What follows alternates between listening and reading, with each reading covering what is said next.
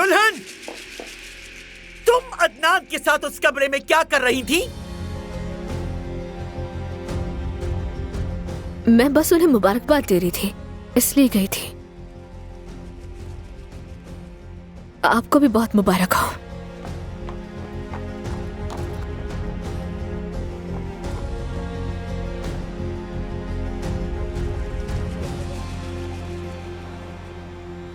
उन्होंने हमारे साथ बहुत बदतमीजी की है, लेकिन देखना ये सब हमेशा ऐसे नहीं रहेगा। जिंदगी एक गोल मेज की तरह है, इंशाल्लाह एक दिन हालात बदल जाएंगे।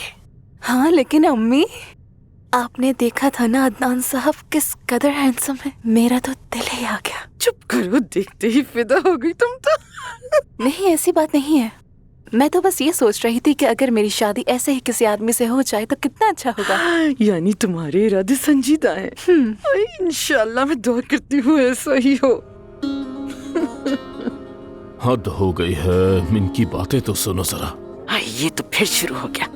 अरे रुस्तम, क्या बुरा होगा अगर दमीर खान खानदान से एक और दामाद आ जाएगा हमारे घर तो? मैंने तुम जैसी लालची औरत कभी नहीं देखी हुरिया। उफ, ये इंसान तो हमेशा ही कितना मनफी सोचता है। सुना तुमने?